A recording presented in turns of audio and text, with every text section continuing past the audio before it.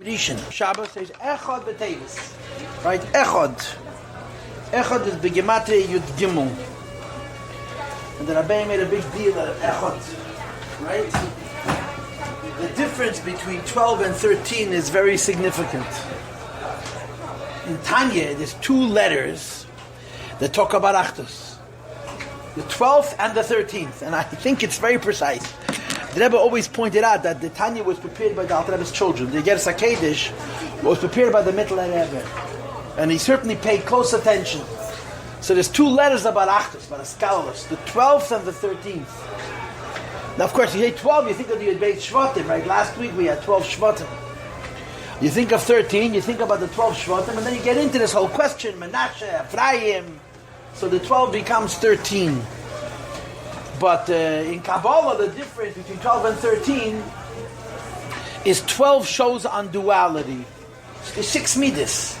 6 times 2 is 12. And there's a whole concept in Kabbalah called Yud Beis Gevali Alachsen. To be honest, don't worry about it. I don't understand it myself. Maybe you could worry about it, but I can't help you. But the Toichan Advarim is, a midah is only expressed when you mix it with another. Chesed alone is infinite. You can't eat it. Gevura alone is infinite. To make a midah revealed, functional, has to be mixed with an opposite. That's the cheshbon of Yud Beis. But it goes on chalukah, division. The 13th creates unity, echad. It creates achdus in a division. So then, you look in Tanya, the 12th letter talks about achdus of malachim. The 13th letter talks about the achdus of neshamas Yisrael, Beishamay and Beisil. That's the difference between malachim and neshamas. Malachim don't have real achdus. Malachim don't have real unity because Malachim don't share what each has of the other. Every Malach is exclusively his Mitzias, his Inyan. So Oiseh Sholem b'Meroim of the Eibishter makes Sholem between the Malachim, yeah. But by Yidden, every Yid includes every Yid. That's the whole idea. Every Jew has within himself a spark of every other Jew, and therefore the Achdus is not Yud Beis, but Echad, which is Yud Gimel. Okay, so you got a Dvateda for the number of the day of the month. Why I just said that is beyond me. Okay, fine, but why didn't I say it last month or the month before? There's a lot of different hezbedim. There's a lot of different explanations on the Gil Midas Harachamim. One of them is that the Gil Midas Harachamim is 6 and 6 and 1. 6 and 6 and 1. Now the 6 and 6 and 1 is different Ifanim in 6. And one of the Ifanim is consistent with this, but that's one of the lower Madregas. There's the Gil Midas Harachamim of Zoh, and of Arich, and of Avatik. This is a lower Madrege. Anyway, the Nikis HaMashiach soll kommen. Yeah, wir haben gesund und Nachas von den Kindern und wir haben das Galus. Then Friday, one of the Rabashkin's sons sent around a message. And the message was, for the last 8 years, hundreds of people said Tillim. How could you stop? Shchinta v'galusa. This was his message. You know, we daven for an individual person, let's daven for the whole Jewish people. And it was a very appropriate message. Huh? Right. I heard one of my children tell me that Mrs. Rabashkin said the entire Tillim twice every day. When Sholem Mordechai came home to see his mother Wednesday night, she was saying Tillim. She still says Tillim twice every day. It's a kunz, yeah? That was her. That was what held her. Yeah. Okay, let's go. Let's turn Tanya. Ubiyir ha'inyan. Now, Rabbi said today's topic is Chochmah. Okay, I'm saying it in advance. I'm not saying it to you, I'm saying it to me. So I shouldn't get off on other tangents, which is why I'm so afraid that something... We have to learn Tanya. Yeah, we have to learn Tanya. We know about the koiches with the 10 tools. We know that the 10 koiches on the Shtal Shlomehem, the reason a person has 10 tools, there's 10 tools. And we also know that the 10 tools are divided into 2, and the Chalukas the Shtayim. The higher tools are called Chabad, Chochmah Bina Vadas, and they're closer to the Neshama. And the lower tools are called the Midas, Chagas Nihim, which are closer to the function, to the outside of the person's relationship with the world at large. So we're going to begin learning the first of these 10 koiches, and the first of these 10 koiches is the Keich HaChochmah. Ubiyir ha'in. It's the last words, literally, on page Zayin. The explanation of the 10 koiches is as follows. Hine, what does hine mean? Behold, alas, yeah, whatever hine means. Hine means hine. Haseichel shebenefesh hamaskeles. The intelligence in the soul of an intellectual. Shehu hamaskil kol davar, which intuits, which creates the spark of all matter. Nikra b'shem chokhmah, has the name chokhmah. Why is it called chokhmah? It's called chokhmah because chokhmah is two words. Keach ma, the power of ma. Now ma has a variety of translations. Ma is translated as what? Was, what is, like mahu. Ma is also translated as substance, muhus. But the simple translation of ma is the power of bittul. It's the power of submission. It's the power of intellectual surrender. That's what keach ma means. And that's it. It's the whole discussion on chokhmah. Now the Rebbe is unbelievably generous. You have 1, 2, 3, 4, 5, 6, 7, 8, 9, 10, 11, 12, 13. 13 whole words explain to you what chokhmah is. Now chokhmah is revisited in Tanya. Kama v'kama piyamim. Chokhmah comes up again and again. You have it in Perek Ches. You have it not go in Perek Lamed Hey. But this is, how many words? 13 words? How many words did I say? Huh? 13, everybody forgot. I wasn't paying attention either. Yeah? 13 words, whatever number of words I'll never say. It's chokhmah showing dosa de ganze mais. So we're going to talk about chokhmah. That's today's topic. And of course, the beginning of it is a basic idea in Torah and in Chassidus and in Ruchnius.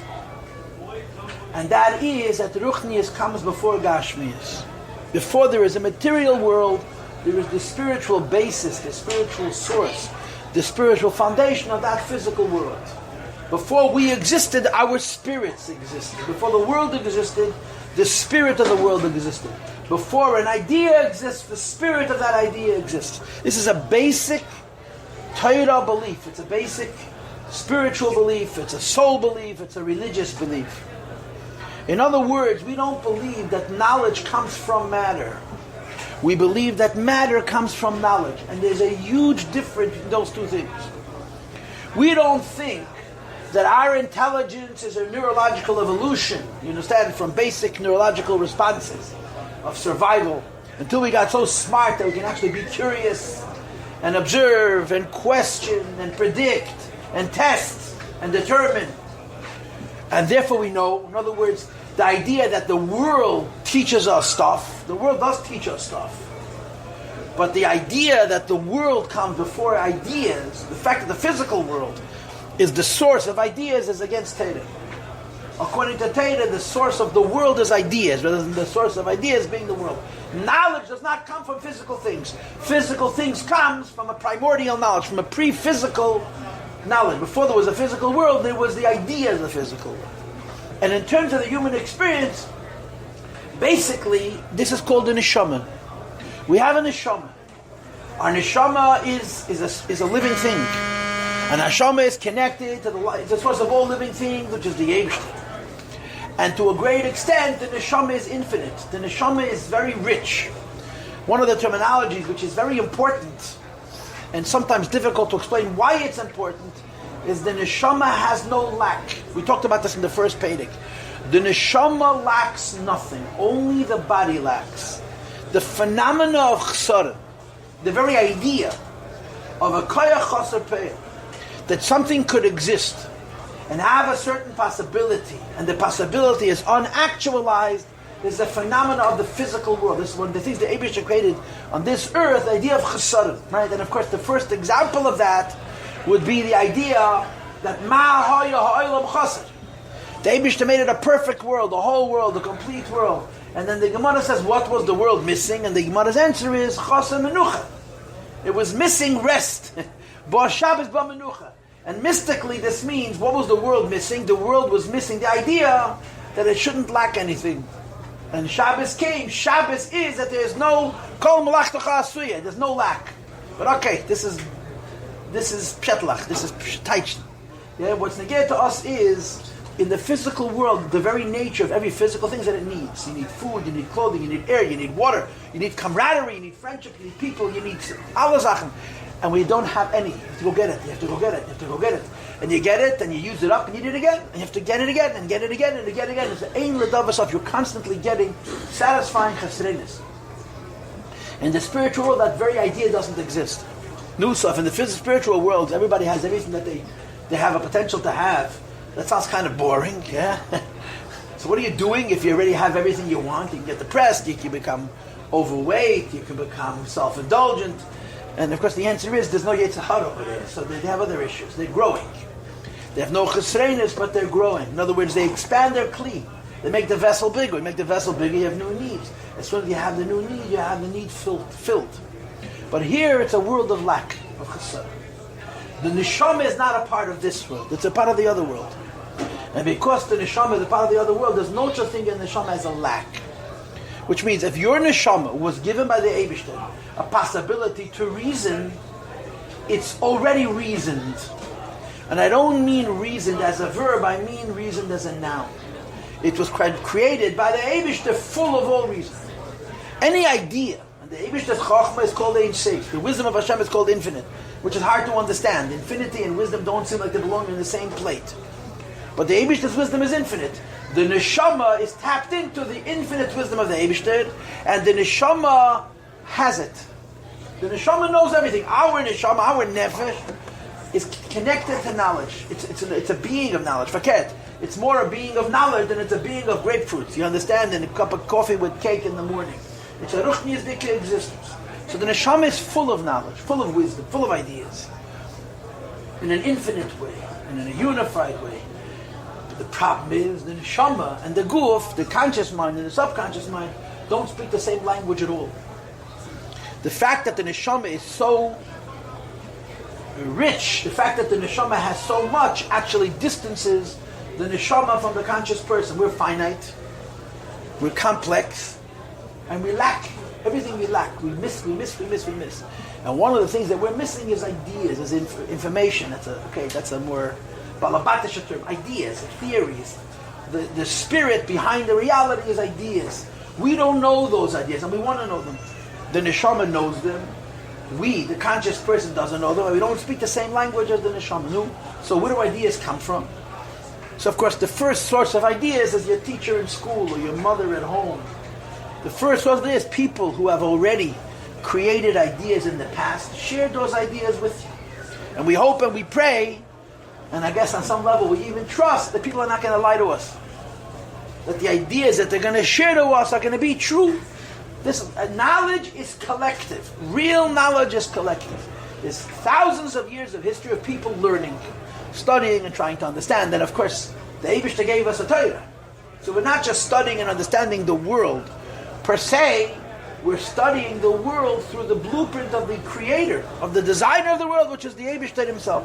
And knowledge is cumulative, right? Our ancestors learned, and they collected ideas, and they teach us those ideas. And if we have the good fortune to have clear minds and what's it called, Sitzfleisch, and the time and the health and the energy, we can learn and we can collect all the knowledge that came before ours. So somebody else came up with ideas. We take those ideas from them. Where do those people get those ideas from? There's only one of two answers. Either they got those ideas from people who came before them, and if people before them did not have those ideas, they had to create those ideas. They had to invent those ideas. They had to innovate. They had to be machadish in the language of Torah, or shafan anayis, to create a new idea. So Torah and Hasidus teaches us that when you create a new idea, you're not really creating a new idea. You're drawing from your neshama. When you create a new idea, you're drawing from your neshama. And when you're drawing from your neshama, the neshama is filled with knowledge. The neshama is filled with ideas. That's what the Eibishter is filled with ideas. But we don't know. We don't have this knowledge. We don't understand this thing. We don't have this wisdom, this intuition, this sense. And the neshama gives it to us based on our yagiyah. You work, a yid haravis, a yid exerts himself, a yid applies himself, and the neshama reveals its secrets. This is the nature of knowledge.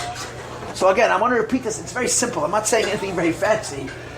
Knowledge comes from two sources. Either it comes from someone who came before us, or we have to create it ourselves.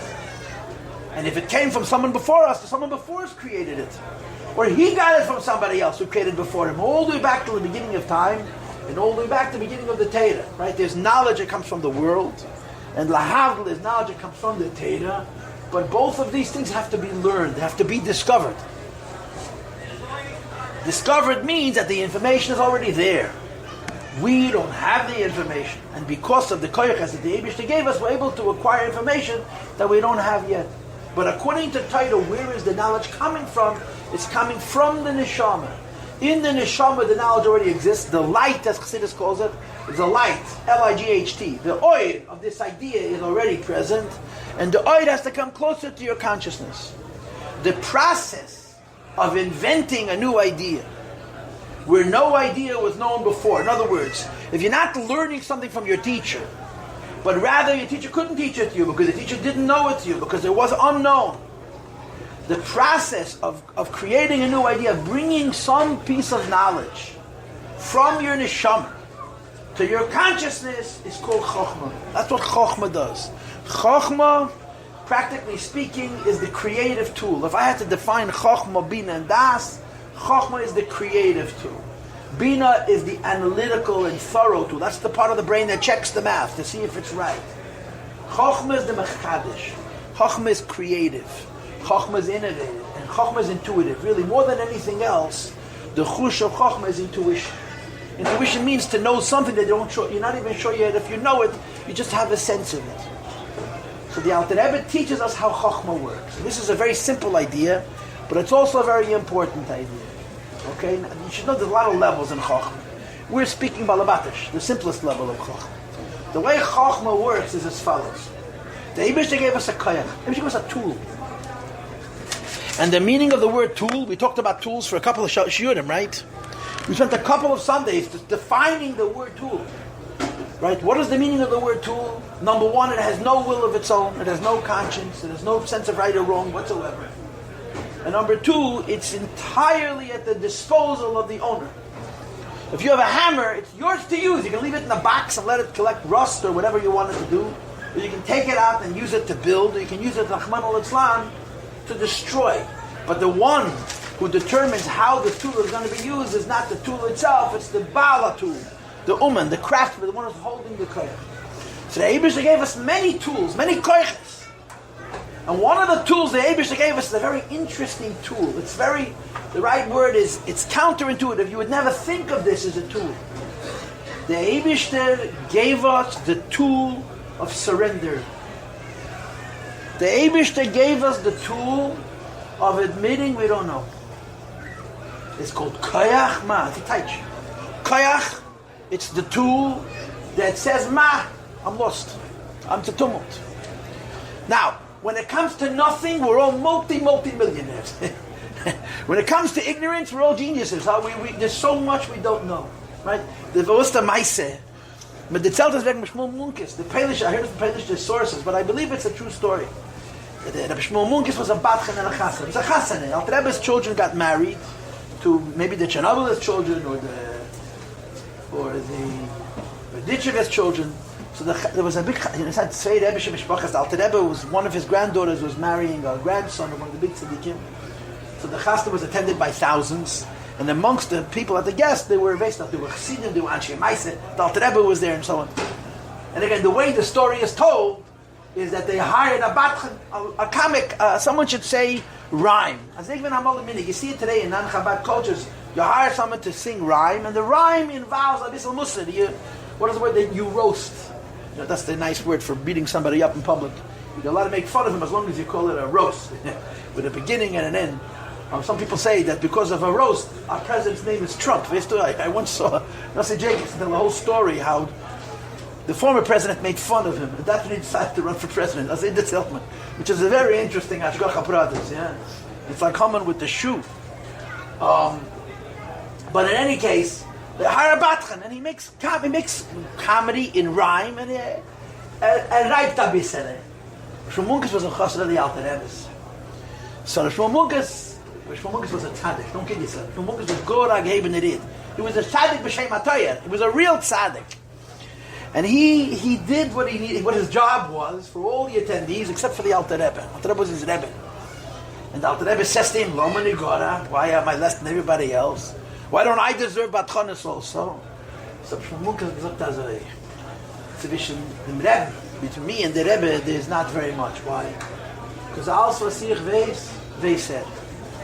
Whatever I know, he knows. Yeah. There are things that he knows that I don't know. Yeah. But how much is there that neither I nor he know? Only the Eibishter knows. So how much difference is there between us? This was the Hikocha. It's very kitzlich. It's very thoughtful. It's very creative, but it's also very powerful. It's very emes. He says the Rebbe knows the stuff I know. The Rebbe knows. Then the stuff the Rebbe knows that I don't know. And of course, there's a huge difference between what I know and the Rebbe knows. But then what is it that the Eibishter knows that neither of us know? This was the Hikocha. You understand? So we don't know very much. So there is the child who lays down in the sand and kicks with his feet. You understand? You're learning something, and it's hard to understand it the first time. So he gives up. He quits. I don't know. That's not education. Education is the challenge of the curiosity and the pursuit of knowledge. And you have to teach, just like you have to teach information, you have to teach curiosity. You have to teach thirst. These are very, very important things you have to inspire in children. They should want to know. And when the children don't want to know, it's very tragic and very, very sad. But this is a discussion for another time. But what do you say when you don't know? I don't know. You know, there's an old story. You spend your whole life learning about the Eibishter. And what do you do when you finish? When you finish, the whole life you learn about the Eibishter. What do you conclude? That you don't know anything. So why waste your time? Why waste your whole life learning about the Eibishter if the end is going to be anyway, Tachas HaYediyah, the end of knowledge, end of all knowledge. It's Shalei Achas, to know that we don't know the truth of the Eibishter. We know that already. Why waste your time? What's the teretz to the kasha? You cannot compare one who doesn't know because he didn't learn to someone who doesn't know because he spent his whole life learning. In the wording of the Rambam, kol sheyarbe v'shlilas is karav l'chiv. Not knowing in the world of a Baal Seichel is a level of knowledge. So the Eibishter is a koyach. It's a tool. It's a faculty in the human spirit, in the human psyche. And we use it in the intellectual context, but it's true in every area for a human being to accept his limitation and to surrender what's beyond to him. You can explain this emotionally, you can explain this psychologically, you can explain this in many different contexts. The word chochmah is apropos. But the idea is it's a koyach. The Eibishter gave us a tool. It's not a tool of giving up. Giving up is failure, is yiyush. And there's alta chassidische taich, yiyush shalei midas. When a person is in despair, they're not using their mind. It's accepting the limitation and submitting to not knowing. It's surrendering to not knowing. So it says in Chassidus, that the key to getting ideas to reach your consciousness from your subconscious is this koyach ma. The neshama knows, you don't know. And you and the neshama don't speak the same language. You speak different languages. And therefore the neshama could be filled with knowledge and you could be not filled with knowledge. But if you use your mind, not you don't use your mind, you use your mind. And you try to know, and you try to understand, and you do your best, and you understand as well as you can. And you reach an impasse, you reach a dead end, right? You take all the knowledge of your teachers. Not you don't learn, you take all the knowledge of your teachers, and you learn it, and you understand it, and then you ask new questions. Questions for which you have no answers. And then you say, I don't know, that koyach, that ability to accept that there are things beyond my understanding is the key for the neshama to give you new information. Because spiritually what you're doing is an act of bittul. That's what koyach ma means. Koyach means the tool of intellectual surrender. The tool of accepting the limitations of my brain. But that tool of intellectual surrender is an intellectual tool. It's the end of learning. If a person doesn't learn anything, he says, I'm ignorant and I'm stupid, I don't know anything, that's not learning, that's not knowledge, it's called shiflus. It's called self-denigration. You put yourself down, so then you're not responsible for anything, I'm a loser, what do you want from me? That's not life. If you learn and you try and you reach an end and you're able to say, ich versteh nicht, this ich versteh nicht opens you up to a new ich versteh. Because it's an act of bittul. You're surrendering, you're submitting, you're coming to the end of your knowledge, what they would call in some contexts, the horizon of knowledge. And when you surrender to that, you open yourself up to the neshama.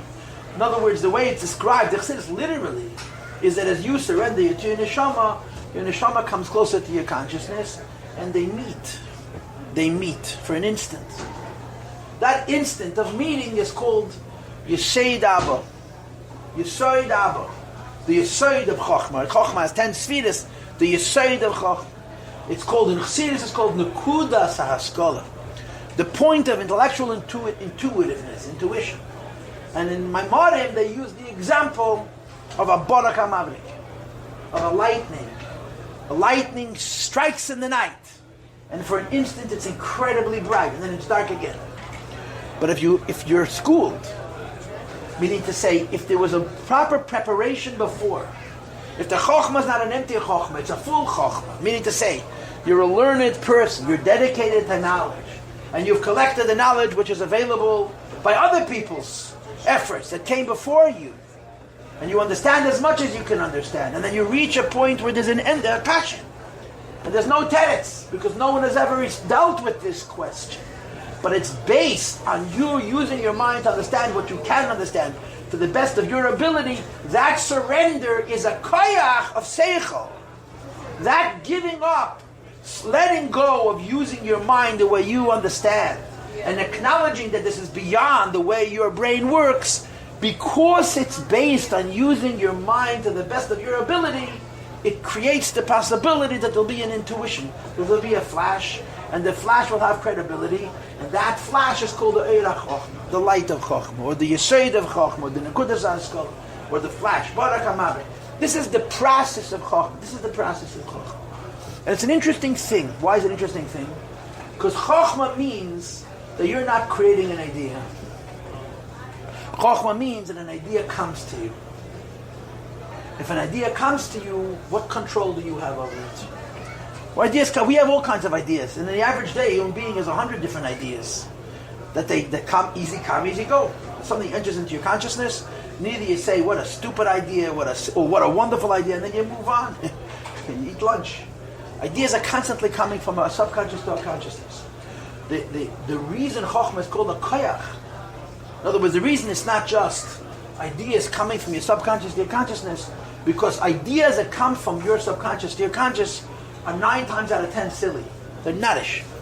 Right? I've used this expression before. In our civilization, there is something called the cliche, the one-liner, the marketing pitch. This is what America is about. You try to find a few words to say what's supposed to be a deep idea. You put it on a bumper sticker, you put it on a billboard, you put it on a t-shirt, you put it on the radio or on television or the internet, and the whole world says, wow, what a great chap. And very often these brilliant ideas are empty. They're not substantive. They sound good, they catch your attention, which is exactly the point. But if you analyze them or you break them down, you see that they're nothing. Because the credibility of a cliche, the credibility of a chap, of an intuitive idea, is what came before. If you're a thinking person, and you're a learned person, and you're an educated person, the more you think, the more you've learned, the more you know, the more the ma is a koyach, you understand? To say I'm stupid and I don't know, that's not koyach ma, that's stupid and ignorant. The idea that saying I don't know is part of the intellectual process is true if you're an intellectual, not if you're nobody. And the more of an intellectual you are, the more that ma is you. The more you know before, the more you learned before, the more you used your mind, the more the saying, ich versteh nicht, I'm stuck. I can't go any further. The way I've learned things until this way don't solve my problems. I have to go out of my style, my approach, my paradigm, and approach it from a different perspective to come up with a new method to perhaps solve this problem is based on the knowledge that came before. The more you know, the more credible your intuitions will be. The more of an intellectual you are, the more you are trained as a thinker, and there is such a thing as developing your mind, being taught how to think. The more you're trained as a thinker, the more refined, the more mature, the more healthy will be the moments of saying, I'm stuck, I don't know, and the more meaningful will be the reward. When the neshama enlightens you with a new idea, it's very, very much based on the ma, on the bittul that came before, But the ma is as credible as the knowledge you have earlier. Which means that when you get a new idea, it didn't come from you, it came from your neshama. But when you get a new idea, and it didn't come from you, it came from your neshama, it is about you. Because you set it up. You created the person, you created the environment where this new idea could emerge. And that new idea is the development of your mind that came before, you understand? The more you use your mind, the more the ma is a koyach, and the less the ma is empty. And accordingly, the more substantive, the more emes, the barak hamavrik, the yesei daba, the nekudas ha'askola, the enlightenment which comes from subconscious to the conscious is going to be. That's the process of chokhmah. That's the process of chokhmah. Now, as far as this conversation is concerned, chokhmah is an intellectual tool. We're not talking about spirituality. We're not talking about psychology. We're not talking about civilization and politics. We're talking about ideas. Then the realm of ideas, there's a process where a person doesn't know. And the reaction to not knowing is accepting that they don't know. It's submitting to their own ignorance. And it's called kayach, the tool, I own the possibility to submit to my own limitations, to acknowledge my own limitations.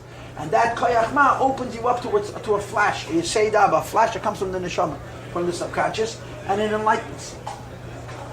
Now, what do you do with that enlightenment? We're going to see later. Okay? I think I explained that satisfactorily, right? All the shamas are equal. What does that mean? The shamas are not equal? Right. See, the shama is can do that, like a neshama of a very simple person who doesn't have a big brain. No. Will give that person the flash. If that person tries, is that... You know, the Mittler Rebbe said to a chassid, who the previous Rebbe describes as having a head like a piece of wood. Yeah, ein loch dover eimer b'fnei harotz. The will of a person can reform a person. And this chassid with the head like a piece of wood became one of the biggest experts in all of the history of Chabad Chassidus. So if a person tries, I guess it depends how hard he tries. But I don't think that this is simple. It's not simple. You have to be about seichel. You have to be an intellectual. You have to care about ideas. You have to want to know emes, and you have to gribble. You have to care about little nuance. Not everybody's like that. Okay, so male of us. The concept of chokhmah has many applications.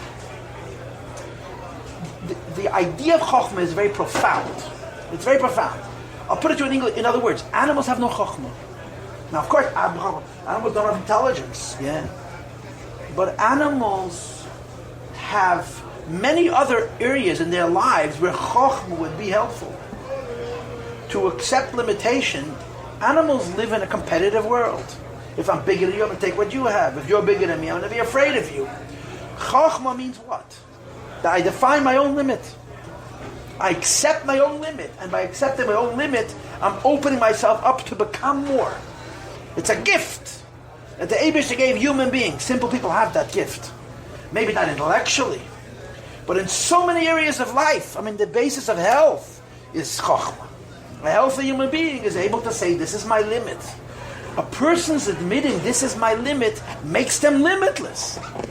And it's a koyach that's in the neshama of a person. So chokhmah has many applications. I'm trying to stick to the pshutei shel Tanya. We're just talking about ideas, seichel. But chokhmah is part of the human condition, and animals don't have that. They have no concept of chokhmah. Their whole existence is to assert themselves and take up their own space and not let somebody take their own space and take the space that they have at the expense of somebody else. The idea of how you can become bigger by admitting your limitations, that doesn't sound right. It seems counterintuitive. But it's true. And when you have a human being who doesn't have a chokhmah, he lives by his ego, or for whatever reason he's forfeited, he's lost the opportunity, lost the ability to accept his own limitations, they're stuck. I read this in a book, not in a Jewish book. It's a great illustration for this whole idea. That Albert Einstein was an incredible mind, extraordinary genius, Yadua before some, yes. The greatest creative events in Einstein's life occurred before he was 30. I think he was born in 1881. He passed away in 1956. He was born in 1881, Einstein. And his miracle year was 1905. He was 25 years old, working as a clerk in a patent office. He didn't have the job in science. Nobody hired him. And he wrote papers that are the most famous papers ever written. In 1915, he added something much deeper in a way. The great contributions that Einstein made to science were the first half of his life. He spent the rest of his life doing what? So I saw this in a science history, so to speak, that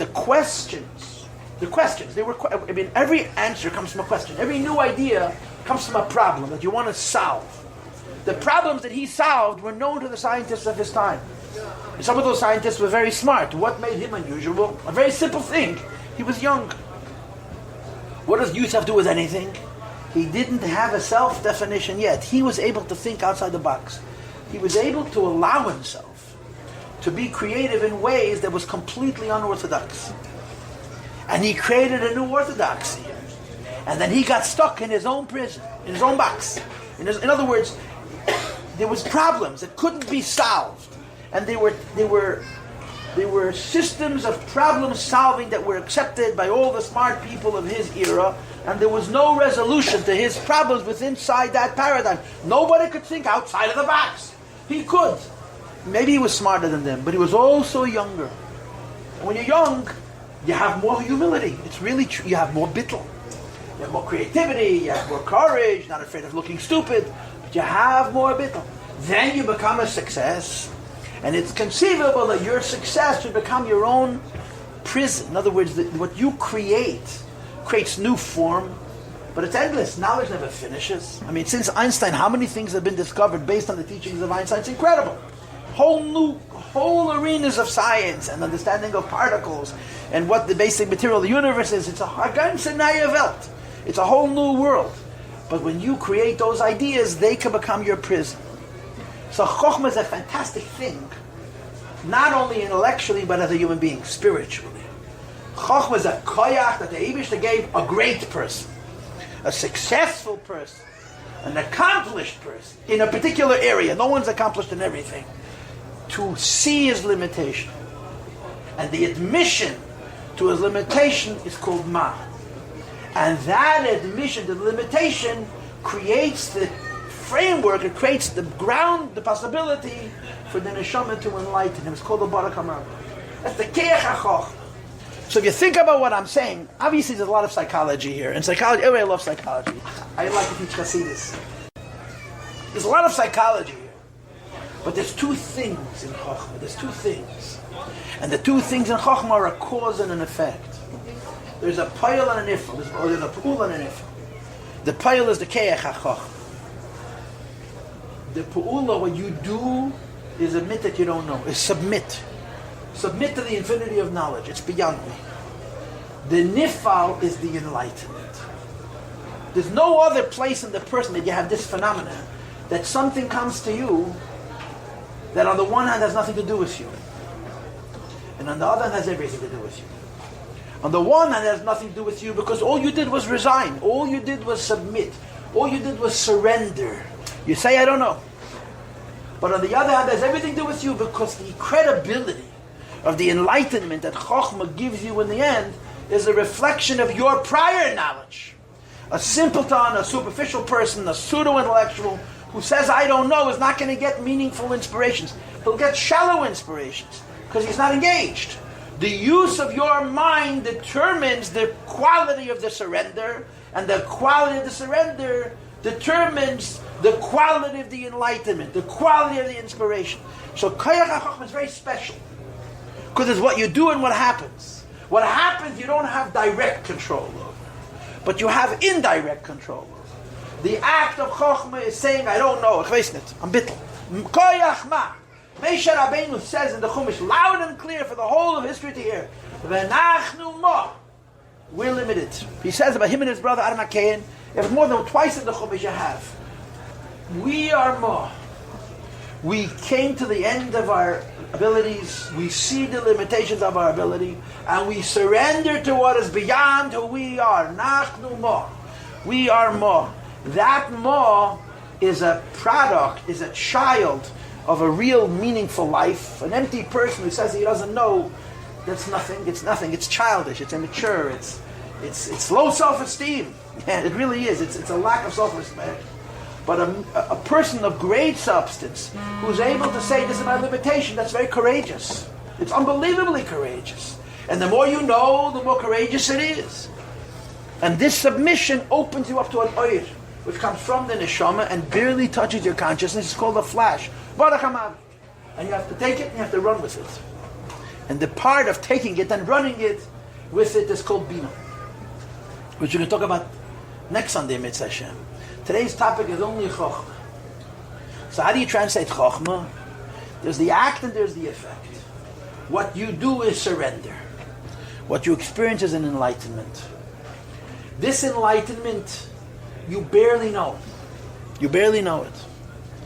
And if it's a true enlightenment, which means if it's following a true surrender, a true intellectual submission, is true. It's true because it's coming from the world of the soul. It's not true because it's true in the physical world. It's true because it's in the world of truth. It's really, really, really true. And then you have to translate it into the language of truth in this world. And in translating it into the language of truth of this world, you give up the truth of that truth. In other words, when you're going to benesize it, when you're going to process it, you're going to lose an enlightenment element. And the enlightenment aspect is in Chassidus is called the hanocha, the leg, which means the aspect of the idea that you know is true because it feels right. I don't mean it feels right emotionally. It feels right intellectually. What the scientists would call the elegance of it. The proof that it's true is that it's beautiful. This is one of the things that all people who study science admit, that the Eibush, this world is gorgeous. Wherever you look, on every layer, on every level, on the micro, on the macro, on the sub-micro, wherever you look, you see order, you see beauty. That beauty is the Eibush. It's not just how it happens to be. But when you're busy dissecting it, you don't see beauty, you see little pieces. In Chokhmah, when you have that enlightenment, you don't know yet what you have. You have to still test it. And it's not always true. Oftentimes you have an enlightenment and it's not true. You have to throw it in the garbage. You have to test it. And if you test it and you find it to be true, then it's emes. But when you test it and you find it to be true, thank you. When you test it and you find it to be true, you give up what's called in Chassidus the oil, the rich aspect of the enlightenment. We'll see if it's not true. It would be false. No, but where is it coming from? Also from the neshama. So how could it come from the neshama and be false? Because you're not qualified. Your preparedness has everything to do with the depth of that enlightenment. I'm going to finish the class right now. I want to make clear what I want you to take away from here, okay? What I want you to take away from here is the fact that Chokhmah has two parts. A submission part, which is what you do, and an enlightenment part, which is what happens. When we were kids, I remember learning Tanya, and I remember the classroom, and I remember the teacher, and I remember the misbehavior, I remember it all. But I remember learning this with my first teacher was Rabbi Yossi Goldstein, Olav Shalom, Uncle Yossi, and believe me, with a lot of tshuva to do with the way we behaved. Bemis, we were 13-year-old chutzpahniks. The koyach from Bos, koyach ma. The koyach was trying to teach us chokhmah. And the part that I remember him teaching us was the idea of a flash, a light, an enlightenment. I don't know. But the truth of the matter is that when you teach a child, to anybody, that chokhmah is a flash, you're cheating them. Chokhmah is not a flash. The flash is the reward. Chokhmah is the submission. Chokhmah is the admitting I don't know.